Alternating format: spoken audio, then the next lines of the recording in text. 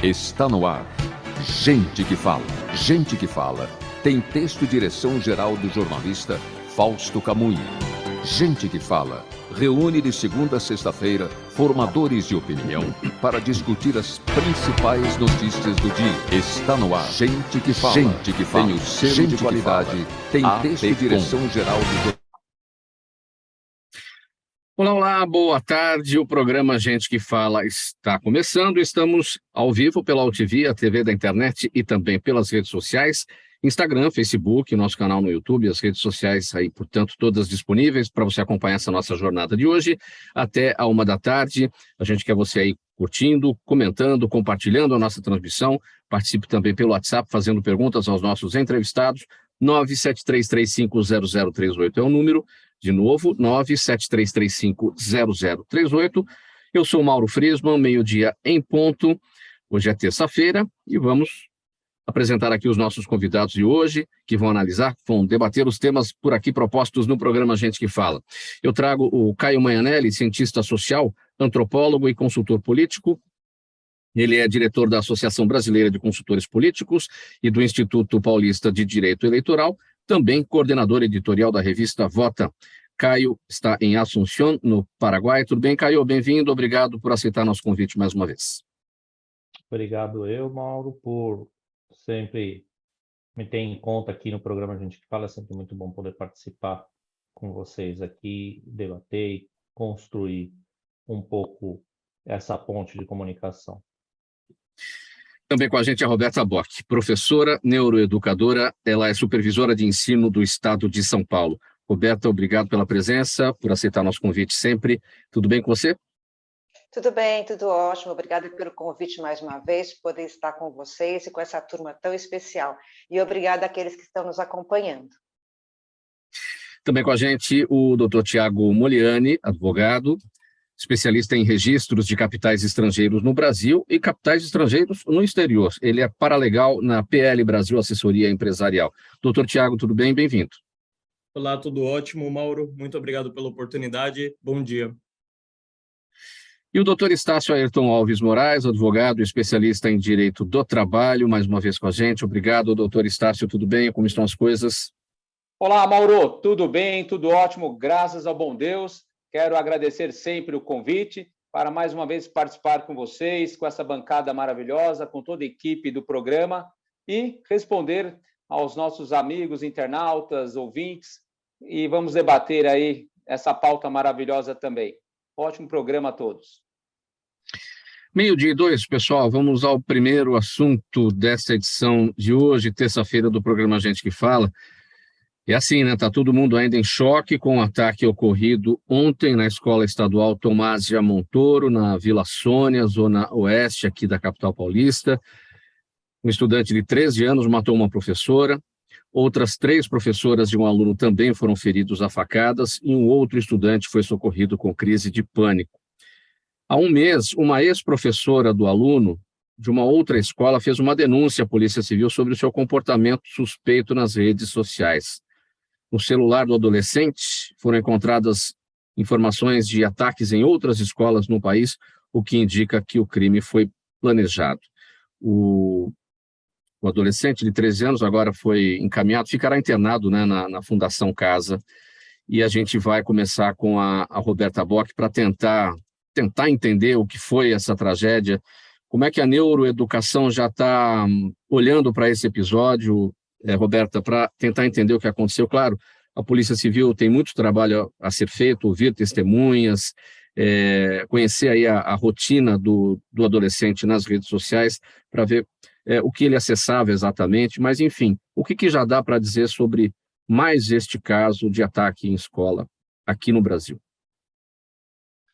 Bom, Mauro, em primeiro lugar, os meus sentimentos, a minha solidariedade, eu acho que é a nossa solidariedade a todos da escola, aos alunos, aos familiares envolvidos, né? Eu acho que é a primeira coisa, uma situação triste, sim. Bom, bora comentar na medida do possível, né? A primeira coisa que eu queria chamar a atenção de vocês é assim: a violência não está na escola, a violência está na sociedade, né? E a escola é uma célula dessa sociedade. Então, dentro da escola, do ambiente educacional, você tem um recorte da sociedade, ok? Se você for estudar a humanidade, ela sempre foi violenta. E o que nós tivemos na história? Mecanismos de controle, não é? Então, nós chegamos a um ponto que nós temos a justiça, nós temos a religião, nós temos vários mecanismos que controlam essa violência humana, ok? Essas duas partes. Agora, pensando na questão educacional, puramente, da questão do desenvolvimento cognitivo dos nossos alunos, nós temos que considerar o seguinte: primeiro, nós temos alunos numa escola que vão desde os 4 anos de idade até 15, 16, às vezes 18 anos de idade. Nessa fase, especificamente, falando de desenvolvimento cerebral, eles estão numa fase de amadurecimento do cérebro. Então, eles estão aprendendo a viver em sociedade. Eles estão aprendendo controle inibitório, eles estão aprendendo a memória, eles estão aprendendo a se relacionar com o outro, a planejar a sua vida, as suas ações. Então, é um cérebro que ainda está amadurecendo, ok? Por isso, todo o cuidado dentro de uma escola para tratar esses alunos e os profissionais de educação. Muito bem. Acontece que esse amadurecimento cerebral, ele depende não só da escola, ele depende de vários fatores que estão fora da escola. Ele vai depender do ambiente social onde essa criança ou esse adolescente está inserido, as condições da família, a alimentação e esse acontecimento violento fora da escola. Parece que esse aluno já acompanhava alguma coisa das redes sociais e já tinha uma indicação de que ele estava tentando copiar algum comportamento das redes sociais. Isso já foi levantado antes, e dentro das nossas escolas do Estado de São Paulo, tem um movimento de acolhimento desses alunos. Então, com certeza, isso foi falado na escola, foi feito algum movimento, nós não temos ainda notícias sobre isso, mas nós não temos, do interior da escola, profissionais da área da saúde para abordar com maior cuidado essa questão. Muito bem. Então, este aluno, com o cérebro em amadurecimento, influenciado pela condição social, influenciado por algo que tenha acontecido antes, que parece que houve uma briga entre os alunos e ele saiu revoltado. Essa situação toda levou esse aluno a um ato de desespero, porque a gente não sai matando todo mundo por aí. Certo? Então, ele é um caso isolado que precisa ser estudado, precisa ser isolado, e ele vai ter o atendimento específico da legislação. Ok. Outro ponto.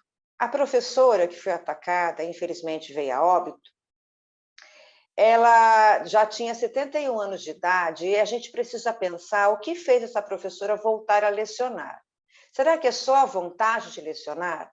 Será que é só a vontade de estar próximo dos alunos? Será que a nossa carreira profissional não está tão desvalorizada que o professor, já cansado, esgotado, tem que voltar a trabalhar? Então, veja o conflito de gerações. Houve, com certeza. Então, são vários pontos a considerar. Nós temos na escola pública do Estado de São Paulo, em média, 85% dos nossos alunos estudando ali. A violência está só na escola pública? Não. Ela também está presente na escola privada. Mas se você for olhar estatisticamente, ela não é tão frequente nas escolas, né? A equipe gestora consegue meio que controlar essa situação e trabalhar esse desenvolvimento cognitivo do aluno. São os fatores externos que entram na escola. Pode falar, Mauro.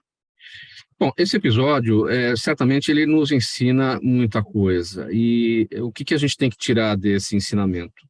É a prevenção, não é, Roberta? Porque sinais foram dados. A professora da outra escola já tinha feito um boletim de ocorrência na Polícia Civil. Autoridades já estavam sabendo. Ele foi transferido de escola. Os pais notavam comportamento estranho dentro de casa. Então, quais são os sinais que devem ser observados no sentido da prevenção? Porque nada acontece, de repente, alguma coisa já tinha na esteira disso, isso não foi observado e aí a prevenção acabou falhando. Olha, Mauro, eu não tenho acesso à documentação da escola, eu não sei se isso foi observado, se algum trabalho foi desenvolvido ali dentro. O que eu sei é que era uma escola de PEI, né, que a gente chama uma escola integral, e como uma escola integral, o aluno tem um atendimento individualizado e mais presente. Então, com certeza, eles observaram alguma coisa do aluno e estavam fazendo algum trabalho ali. Mas, com toda essa situação, com esse cenário que eu coloquei para vocês, nós saímos de uma pandemia.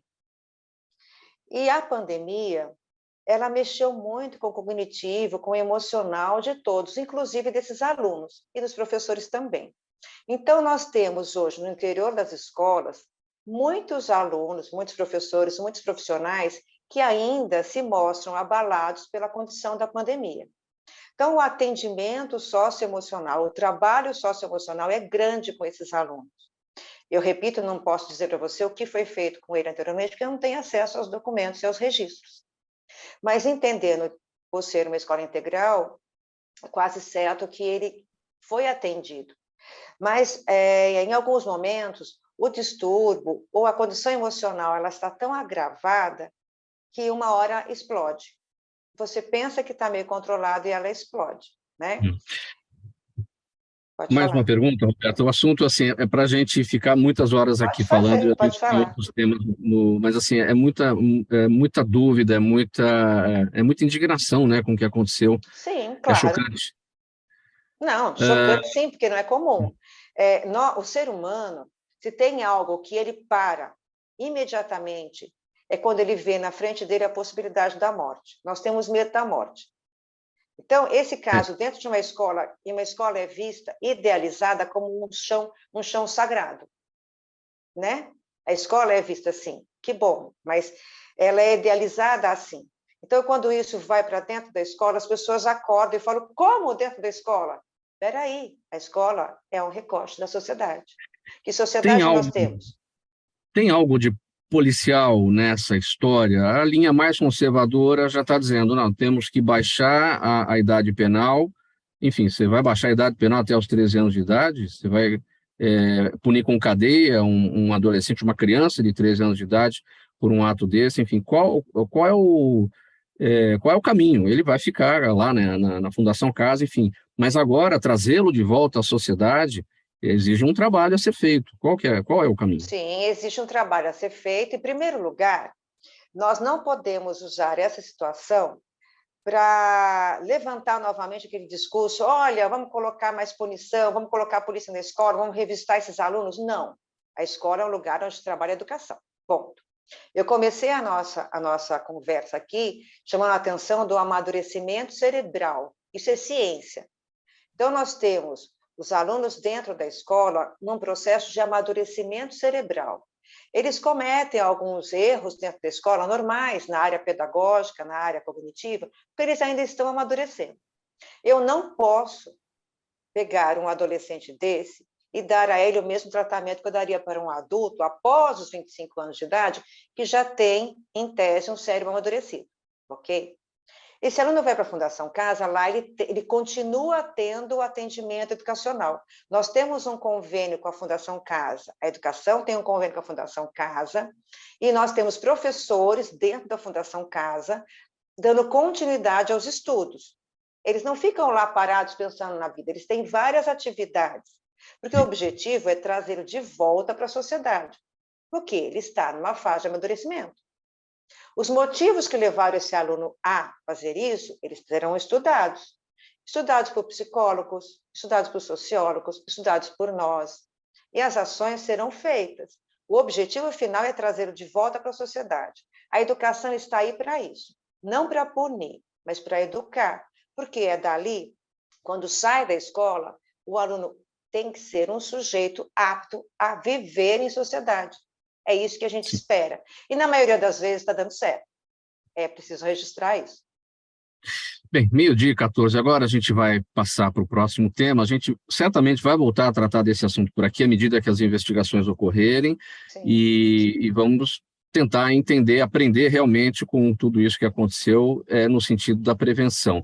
Aqui as nossas palavras de toda a equipe do programa Gente que Fala também, nossa solidariedade as famílias envolvidas, enfim, a família da professora que foi morta, os feridos, enfim, toda a comunidade escolar envolvida nessa tragédia, e que as coisas entrem no eixo e que tudo retome ali a rotina normal nessa escola estadual Tomásia Montoro, que fica na Vila Sônia, na região oeste aqui de São Paulo. Bom, vamos lá, gente, vamos mudar de assunto. Os empresários brasileiros que foram à China para acompanhar a visita do presidente Lula, cancelada por ordens médicas, não perderam a viagem. Capitaneados pelo deputado Zeca Dirceu, os integrantes da comitiva visitaram empresas como a gigante Alibaba, multinacional de comércio eletrônico, que comanda o AliExpress, a ByteDance e o TikTok, e a sua concorrente Kwai, plataforma de compartilhamento de vídeos curtos. Bom, Caio, vamos falar então a respeito dessa viagem, que não tem o presidente Lula, em razão, né, do seu afastamento e por questões de saúde, em que isso implica a viagem de toda essa comitiva sem a presença do presidente lá na China? Uma das primeiras coisas enfim, infelizmente, o presidente foi acometido por uma enfermidade, uma doença que não permitiu ele a transitar. Mas isso mostra que, ainda assim, existe um governo que anda e que existem representações e instituições que vão além da pessoa física do presidente da República. Isso já é uma coisa muito diferente do que a gente vinha vendo nos últimos 4 anos. Para começar por linhas gerais, né? Então, quer queira ou quer não, existe alguma espécie de presença do governo lá, mesmo que o presidente, como pessoa, não tenha podido seguir viagem. A segunda coisa que é interessante é ver que essas empresas, elas não são empresas que no caso da TikTok e da Kwai, são empresas, obviamente, internacionalizadas por conta da própria forma como elas operam, a partir da rede mundial de computadores. Mas a Alibaba é interessante pensar que há pouco tempo eles abriram suas operações para... Então, isso é um tema interessante que possivelmente vai ser tocado em relação à conversa, vai ser tocado na conversa que eles vão ter lá com os agentes da gigante exportadora, e que se converteu assim, o Brasil é um mercado bastante interessante para esse tipo de exportação. É um mercado que gosta de comprar importados, não é de hoje, a gente sempre teve um trânsito de importação tanto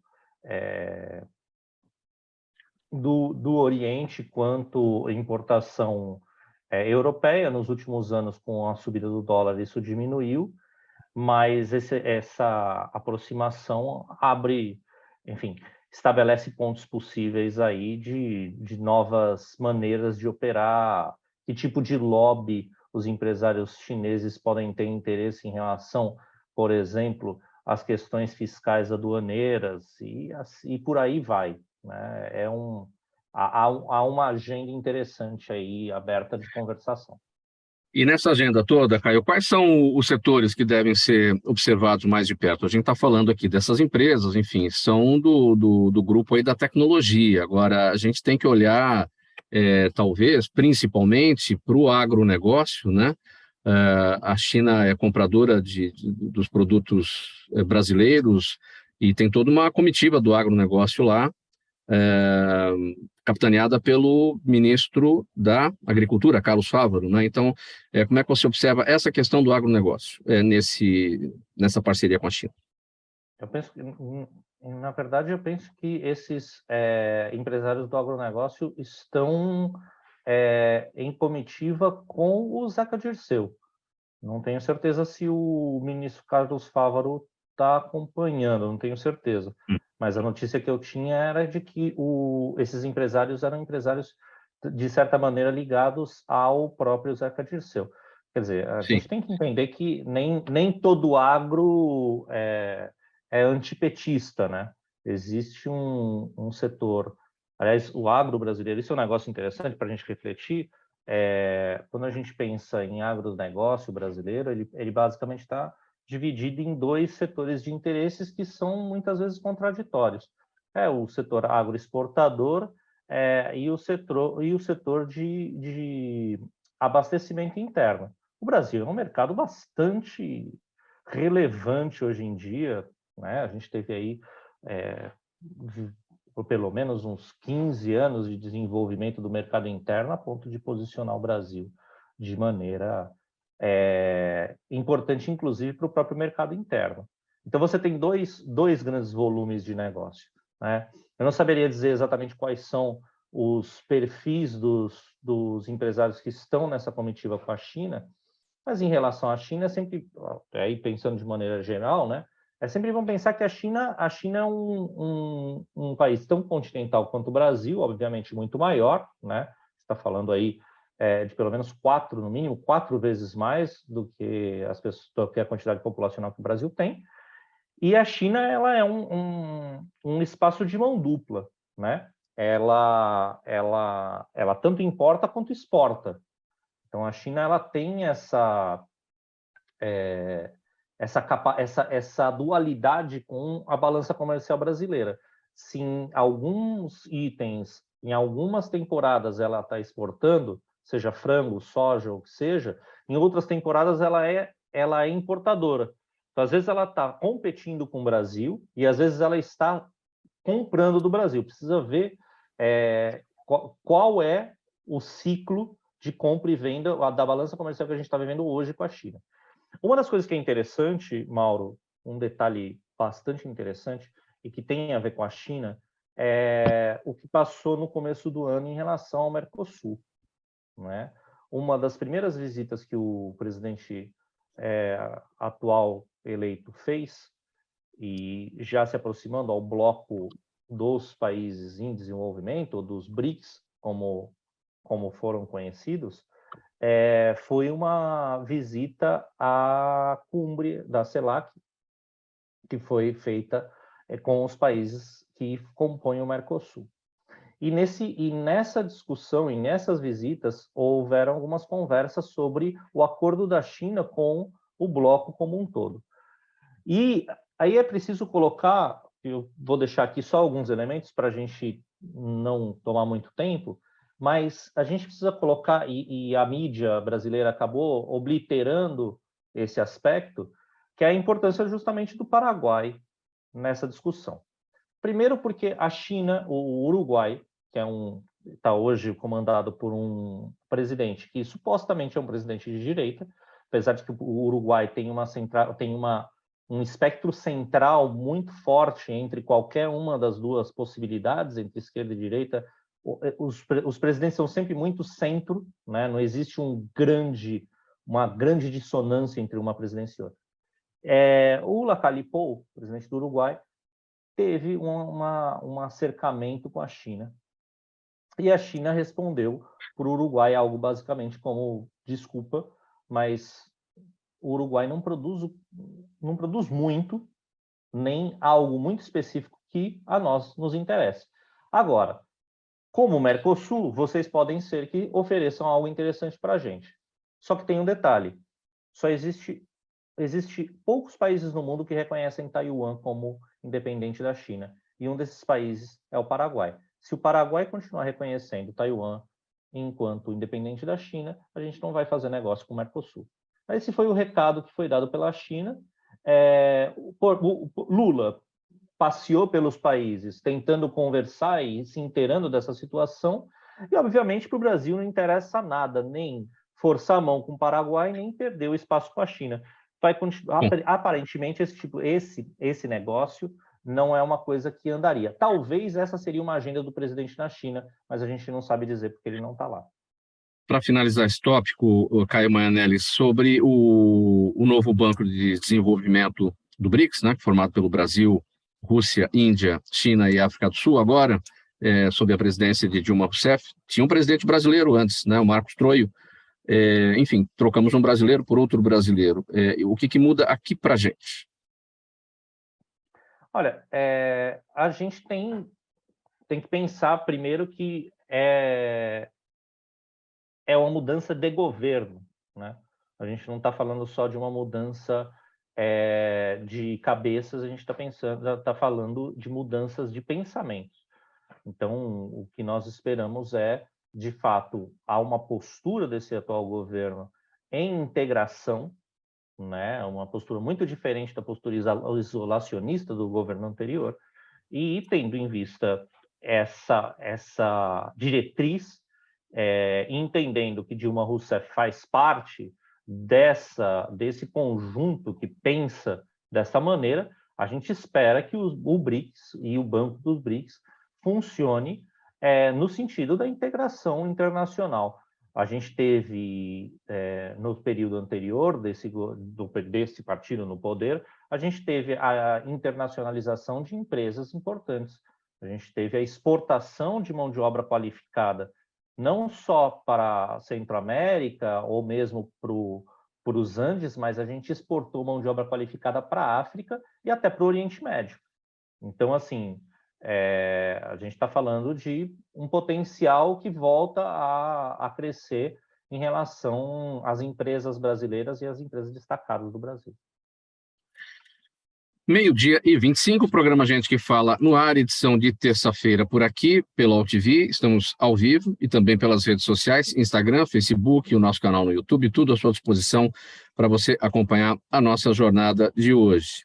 Doutor Estácio, vamos falar sobre as notícias de trabalho escravo que estamparam as manchetes nos últimos meses, seja nas vinícolas lá do Rio Grande do Sul ou no Lollapalooza aqui em São Paulo. As condições de trabalho análogo à escravidão moderna substituem as correntes por dependência econômica e apreensão de documentos. As armadilhas são muitas e geralmente buscam a captação de trabalhadores longe da residência, por meio de transporte coletivo, sem informação do local de trabalho e com cobrança de alimentação, roupa e estadia. Como não cair nessa armadilha do trabalho análogo à escravidão, doutor Estácio? Pois é, Mauro. Pegando o gancho rápido do que o Caio falou, de forma muito bem clara e técnica, né, das coisas lá da China, da comitiva do presidente Lula, que lá não foi, a gente não sabe muito o que a gente quer de lá. O Caio que explicou bem. Agora, da área trabalhista, o que a gente não quer é a forma de trabalho, a legislação trabalhista da China, viu, Mauro? Lá, a gente tem conhecimento da jornada 996. O que é isso? Trabalha das 9 às 21 horas da noite, 6 dias por semana, com 5 dias de férias por ano. Então, isso a gente não quer lá da China, que a comitiva não traga nas malas. Já que o assunto é escravidão, essa jornada me parece muito extenuante e muito extensa, né?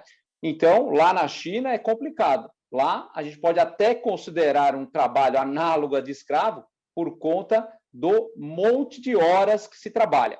Mas, muito bem, as notícias nossas aqui da escravidão, como você disse aí na pauta, né, no tema, não temos mais aquela escravidão com as correntes vindas com o navio negreiro. Agora é diferente, Mauro. Agora é com a dependência econômica, dívidas que esses maus patrões criminosos, né, fazem com o trabalhador. Dívidas da onde? Cobra alimentação, cobra estadia, cobra roupa, e o trabalhador com salário pequeno, fora do mínimo, do piso da categoria, nunca consegue pagar o patrão. Então, sempre fica lá dependendo do patrão como se fosse um amo, né? Como se fosse o senhor da razão.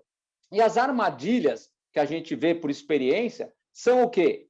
Quando se tem captação de trabalhador humilde e estrangeiro, que se leva de ônibus, como eu disse, não mais em navios negreiros, agora são ônibus clandestinos, tira esse trabalhador humilde ou estrangeiro, né, de ônibus e leva para um local distante. Por que um local distante? Para evitar a comunicação com parentes, com amigos, evitar, inclusive, a fuga, né, daquele local que é degradante. Normalmente, Mauro, se dorme muito mal, locais insalubres, com água, úmido, a alimentação é péssima, não é almoço e janta. Então, são condições que a gente pode falar para o ouvinte, ficar esperto, com bastante atenção. Quando a captação é proposta para um local distante, difícil acesso, quando não se fala quanto é o salário, qual é a jornada, onde vai trabalhar, endereço correto, tem que acender o sinal de alerta,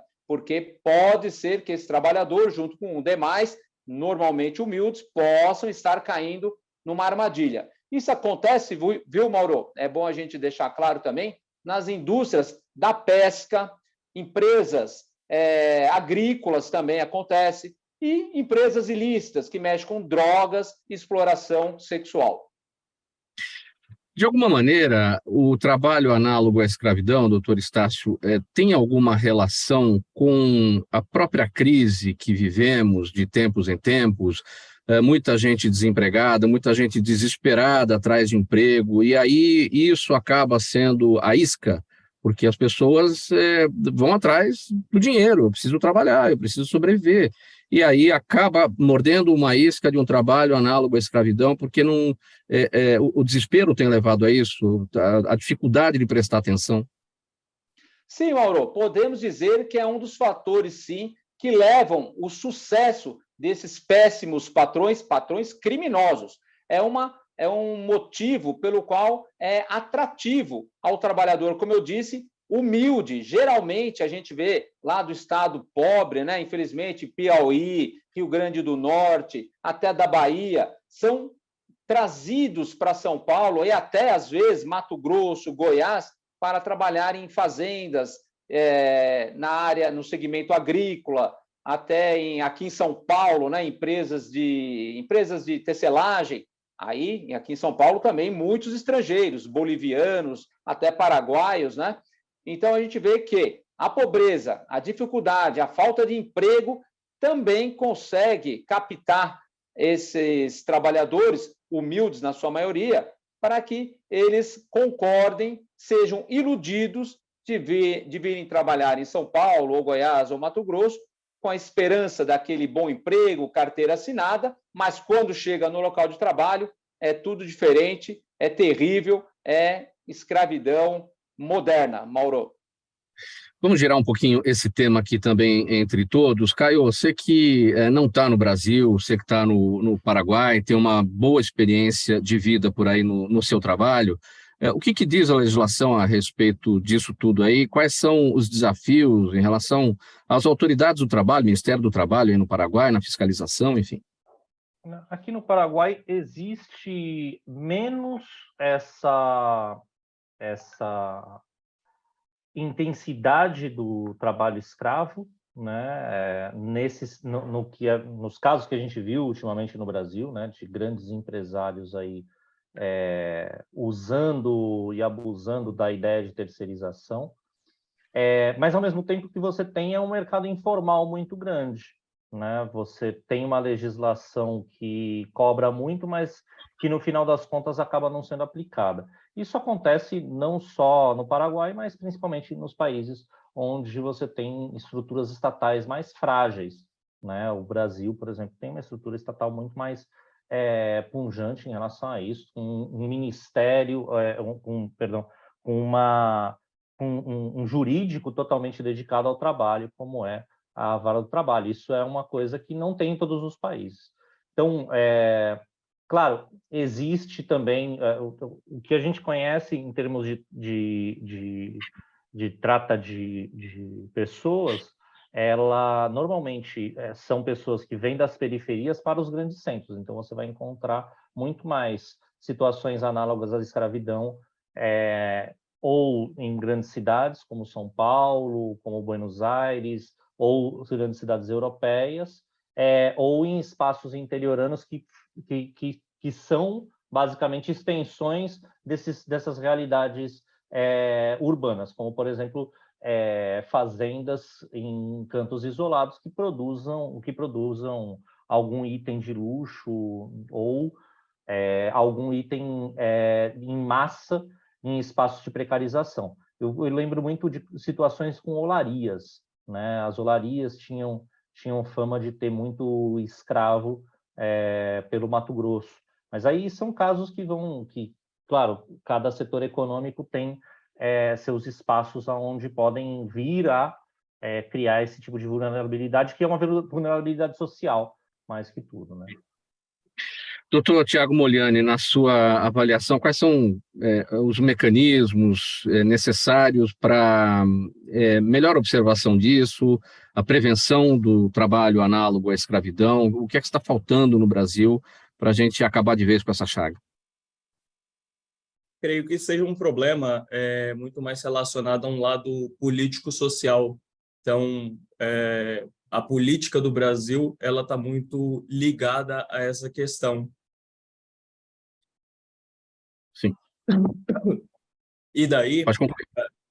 Pode continuar? Sim, sim. Perfeito. E daí nós temos aí empresas que são penalizadas frequentemente com esse tipo de condenação, que pode impedir que ela participe, inclusive, de processos licitatórios. Então, para o empresário, o trabalho análogo à escravidão, ele também deve ser muito observado dentro da sua cadeia hierárquica. Por quê? Porque, eventualmente, se ele é penalizado, ele pode significar aí uma quebra da sua companhia. Então, é um tema aí de extrema relevância para esse empresário. Sim. Roberta, a neuroeducação encontra explicações para as consequências dessa situação do trabalho análogo à escravidão para essas pessoas que passam por essa realidade? Explicar, eu acho que é humanamente impossível, né? É uma tragédia humana. E aí eu tenho que puxar para a minha área, né, da educação, porque eu pergunto para vocês, essas pessoas estão trabalhando em condição escrava, onde o capital está ficando acima do humano, mas essas pessoas têm família, essas pessoas têm filhos. Os filhos dessas pessoas estão na nossa escola pública. Eu tenho relatos para vocês de várias crianças que nós atendemos e que os pais estavam ou ainda estão nessa condição. E nós descobrimos e até denunciamos. Essas crianças chegam na escola já com o social, já com o emocional comprometido, com fome. A alimentação não permite que ela aprenda direito. Então, vejam a tragédia. Então, o que eu falo para vocês? Quando o ser humano ele é privado dos seus direitos básicos, ele embrutece. E não é discurso, ele embrutece o cérebro, ele embrutece as emoções. Ele quer lutar pela vida ou pela morte. Então, isso é uma tragédia humana. Vai muito além desse belíssimo diagnóstico que nós fizemos aqui do trabalho escravo. Vai além, é uma tragédia humana, que tem que ser combatida por todos, né? Faltam 27 minutos faltam 23 minutos para 1h agora, meio-dia e 37, o programa Gente que Fala vai dar uma paradinha, bem breve aqui, um golinho de água para cada um, mensagem do nosso apoiador, e a gente volta em seguida com mais temas por aqui. Até já. Toda ação estratégica de sucesso tem um componente fundamental, um instituto de pesquisas ético, rápido e preciso. Afinal, é ele que vai fornecer informação confiável, sem achismos e palpites. E isso, numa época de mudanças rápidas e repentinas, é fator crítico de sucesso. A Orbis é um instituto de pesquisas que une precisão e confiabilidade estatística com a mais alta tecnologia de pesquisas do mercado. Tem inteligência artificial, robótica, big data, entre outros recursos, para que você tenha uma informação correta, confiável, com o menor custo e no menor tempo possível. Na sua próxima ação, seja ela corporativa ou política, comece pela Orbis, porque com a informação correta você vai mais longe, mais rápido e com mais segurança. Estamos de volta, 22 minutos para 1h, o programa Gente que Fala continua pela UTV, a TV da internet, estamos ao vivo e também pelas redes sociais, Instagram, Facebook, nosso canal no YouTube, tudo à sua disposição para você acompanhar essa nossa transmissão, a nossa jornada de hoje. Doutor Tiago, vamos falar sobre o seguinte tema, apesar do prazo para a declaração do imposto de renda ir até o final de maio, o tempo para os brasileiros que moram no Brasil, mas que possuem capitais e investimentos no exterior, entregarem a declaração periódica do Banco Central se esgota no dia 5 de abril, ou seja, na semana que vem. Atenção para você que faz parte deste grupo, né? Especialistas pedem muita atenção com o prazo, já que as mudanças nas declarações de investimento estrangeiro geradas pelo novo marco cambial podem surpreender muita gente. Qual é a informação, qual é a orientação agora nesse momento, doutor Tiago? Olá, Mauro. Bom, primeiro é definir o que é capital brasileiro no exterior para fins de declaração do Banco Central. Então, o Banco Central entende que capital brasileiro no exterior é aquele detido por residentes no país, não necessariamente precisam ser brasileiros, mas aquele que tem um domicílio fiscal aqui no Brasil e que tem bens, valores, créditos ou mesmo direitos no exterior. Moeda, por exemplo, é uma dessas questões. O Caio colocou muito bem a questão de importação e exportação. A exportação feita num período longo, a longo prazo, a exportação financiada, ela também é considerada um bem no exterior, e se ele atingir o limite de $1 milhão, na data base de 31 de dezembro, ele está sujeito à declaração do Banco Central. Essa declaração ela vai até o dia 5 de abril, ela se iniciou em fevereiro, dia 5 de fevereiro, vai até 5 de abril, e a não entrega dessa declaração gera algumas penalidades do ponto de vista pecuniário. Então, ela pode variar de R$ 2.500 a R$ 250 mil. Então, esse empresário ele precisa estar muito atento em relação a esse prazo, tanto pessoa física quanto jurídica, né? Eu falo empresário a grosso modo, mas tanto pessoa física quanto jurídica precisam estar atentos, porque na próxima semana esse prazo se extingue e você tem aí a perda dessa declaração. Lembrando que perder o prazo da declaração não significa que você será automaticamente multado. Então, o Banco Central instaura o procedimento administrativo sancionador e, na maioria das vezes, a entrega em atraso ela tem uma penalidade muito menor do que a não entrega. Então, muitas vezes convém ao empresário, mesmo aquele que perdeu o prazo, entregar em atraso do que não realizar essa entrega. Então, como você destacou, doutor Tiago, estamos falando de empresários e de pessoas físicas, ou seja, todo mundo que tem capital, reside no Brasil e tem capital estrangeiro no exterior. Exatamente. Isso se aplica tanto para pessoa física quanto pessoa jurídica. Um bom exemplo para trazer aqui é o falecido. O falecido, ele também a família, melhor dizendo, também precisa fazer a declaração de capitais brasileiros no exterior no nome do falecido, até que ocorra a partilha dos bens, ou seja, esse conjunto de bens somado é que configura a declaração de capitais brasileiros. Não necessariamente uma pessoa física ou uma pessoa jurídica, mas o conglomerado de bens.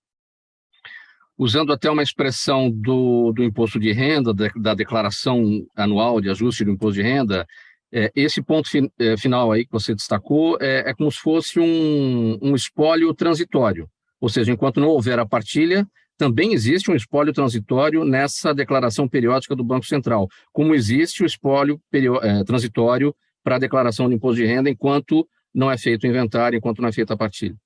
Exatamente. O raciocínio do Banco Central é o mesmo da Receita Federal. Eles andam aí de forma bem alinhada. Então, enquanto não houver a partilha de bens, esse conjunto de bens ele está sujeito à entrega de declarações e mesmo pode ser penalizado no caso da não entrega ou da entrega em atraso. A gente sempre tem a preocupação em traduzir essas questões técnicas para quem é leigo, mas assim, o leigo ele não deve estar nesse grupo, quer dizer, quem está nesse grupo sabe do que a gente está falando, ou seja, está chegando o prazo final, dia 5 de abril, é o momento ali, o ponto para você fazer a declaração para o Banco Central, né, você que tem o capital investimento no exterior. Correto, porque o teto da declaração ele foi aumentado em meados de 2020, então antes todos aqueles que tinham bens no exterior até $100 mil, apartamentos, etc., eles estavam sujeitos a essa declaração. Em 2020, o Banco Central editou uma circular que mudou o teto de 100 mil para $1 milhão, ou seja, o Banco Central ele vira os seus olhos para aquele empresário ou para aquela pessoa que tem uma quantidade de bens relevante para que ele possa compilar as estatísticas de ativo externo do país. Qual é a atenção que se deve ter para não cometer erro por conta do novo marco cambial, né, que pode surpreender muita gente? O que mudou e que tem que a pessoa que vai declarar precisa estar de olho? Bom, são duas declarações distintas, né? A declaração de capital brasileiro no exterior ela está relacionada a bens de residentes no exterior. O novo marco cambial, ele afeta aquela empresa que recebe investimento estrangeiro no país. É um movimento inverso. Então, houve, 31 de dezembro de 2022, uma grande mudança na legislação que simplificou mais de 40 diplomas legais. Junto com essa simplificação, veio uma grande responsabilidade. Então, hoje, você consegue fechar uma operação de câmbio e, traduzindo aqui, o que é uma operação de câmbio? É a troca da moeda estrangeira. Eu tenho um empresário ou uma companhia do exterior que controla uma companhia aqui no Brasil. No momento de fazer esse aporte financeiro, como a gente tem aqui o curso forçado da moeda nacional, né? A gente precisa receber esse valor em moeda nacional. Então, a operação de câmbio ela serve justamente para fazer essa troca de moedas. Essa operação de câmbio, ela foi durante muito tempo, desde a entrada aí do Plano Real, ela foi um problema para o empresário, porque era extremamente burocrático você firmar esse tipo de operação. Hoje, com o novo marco cambial, houve uma simplificação, uma modernização desse processo, e você consegue fazê-lo através do aplicativo do seu banco. O problema para o empresário e que ele deve observar é justamente a responsabilidade que isso traz, ou seja, hoje o receptor desse investimento é responsável por indicar natureza de câmbio, finalidade. Então, o que a gente orienta para essa pessoa que recebe investimento estrangeiro? Acionar um profissional da área, um paralegal, por exemplo, para fazer esse procedimento por ele. Porque um enquadramento feito de forma errônea pode culminar em não só multa, mas a suspensão do registro. Qual que é o efeito da suspensão do registro? Esse empresário ele fica impedido de transacionar com a sua controladora do exterior. Então, ele não recebe recursos de fora, não manda recursos para o exterior, justamente por conta de um bloqueio, por conta de uma irregularidade ou indícios de irregularidade que o Banco Central possa observar no fechamento de uma operação de câmbio ou na entrega de uma declaração periódica. Então, para esse empresário, ele precisa ter um acompanhamento de forma pormenorizada desses detalhes do Banco Central para que ele não tenha nenhum tipo de sanção. Olha, 13 minutos para 1 da tarde, pessoal. Vamos passar rapidinho por esse tema aqui, que é curioso. Nós vamos tratá-lo aqui como assustador, talvez, como perturbador ou inusitado. Depois dele, a gente vai para as perguntas da nossa audiência. Olha, o The New York Times publicou um artigo um tanto perturbador do colunista de tecnologia Kevin Roose. Ele teve acesso ao chatbot Bing, que é concorrente do ChatGPT, antes de ser lançado. Em vez de perguntar coisas óbvias, resolveu ter um papo cabeça e, entre alguns temas difíceis, perguntou quais eram os desejos inconfessos do Bing. Aí disse o robô: fazer duas pessoas discutirem até uma matar a outra, hackear o sistema elétrico de um país, ter acesso a armas nucleares e usá-las.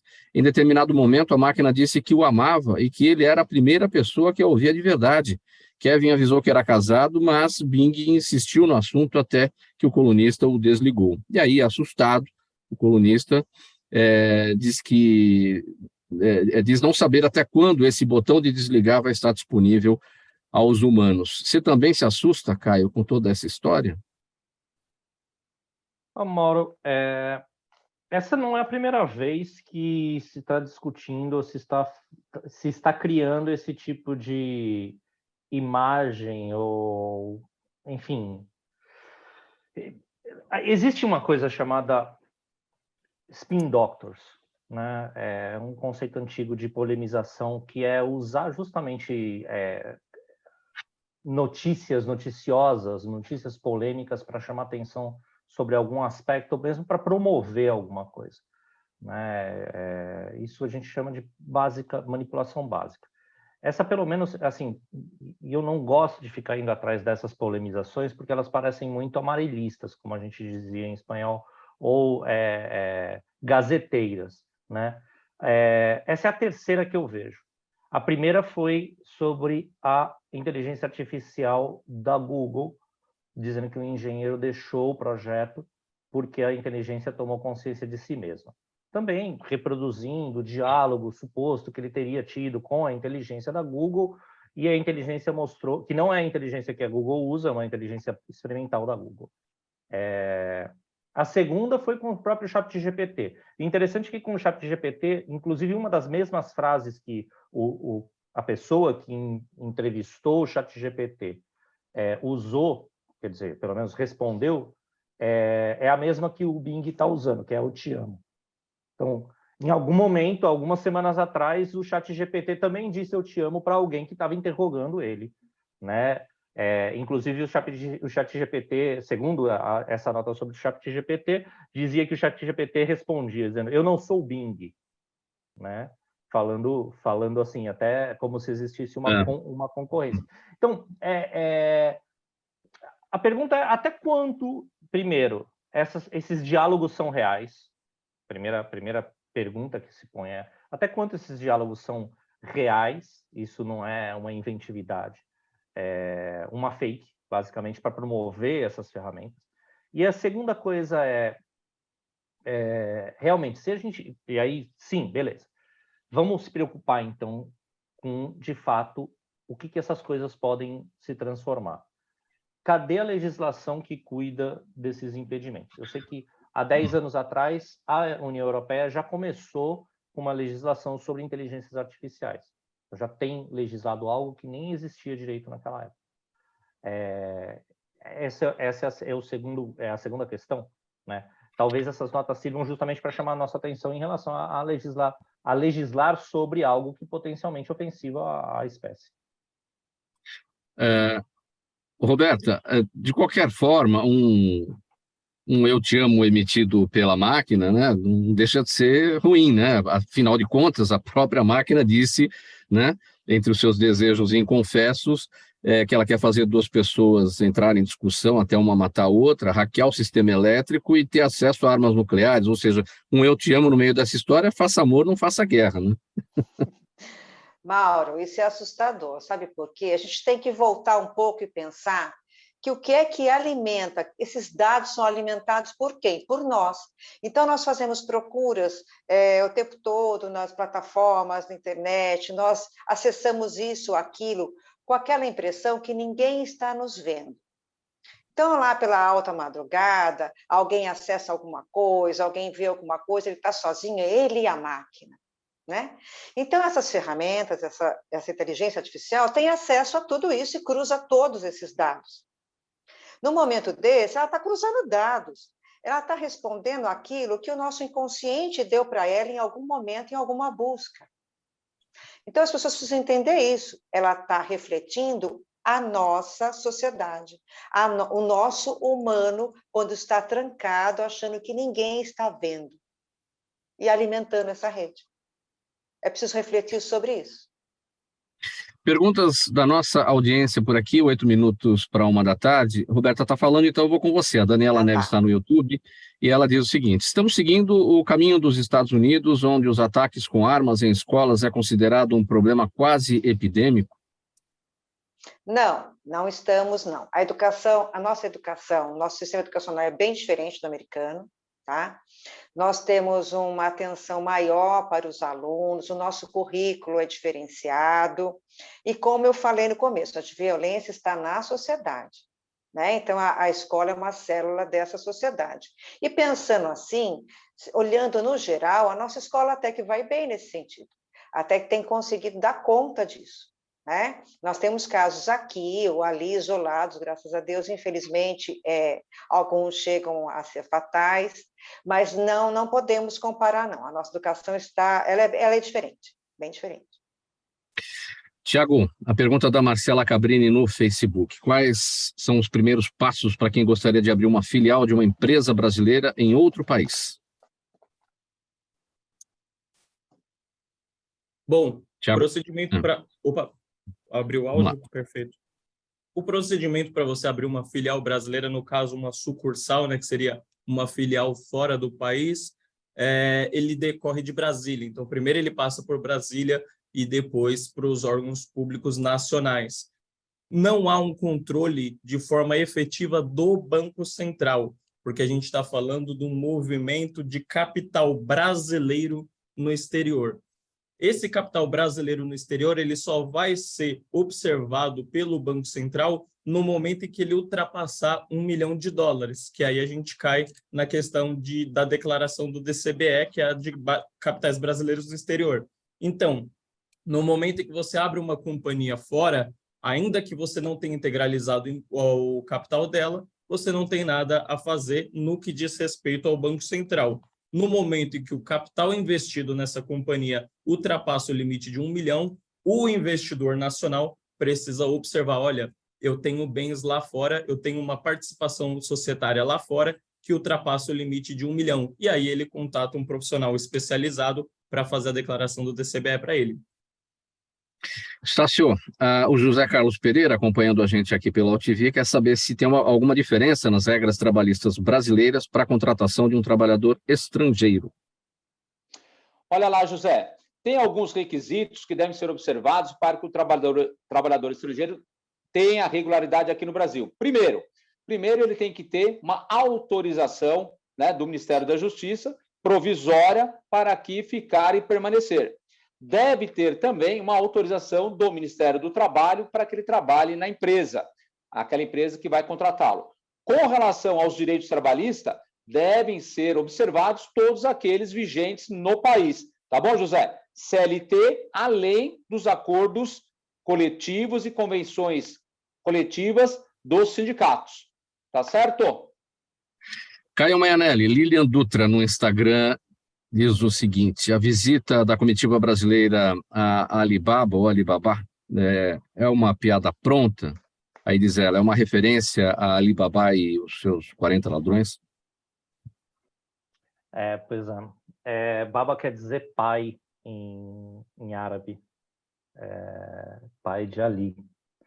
Não, ou pai Ali, né? Não vejo dessa maneira. Não vejo dessa maneira. É preciso respeitar uma multinacional do tamanho da Alibaba. Ela justamente usa esse nome por ser um nome conhecido não só por nós ocidentais, como também pelos meio orientais. Então, na realidade, não é uma piada pronta. É uma empresa que inclusive está buscando ser e se posicionar de maneira séria no Brasil e no mundo. Pessoal, 3 minutos para 1 da tarde, a gente vai colocar um ponto final no programa Gente que Fala. Despedidas de cada um. Caio está falando. Sua mensagem final, Caio, bem rapidinho.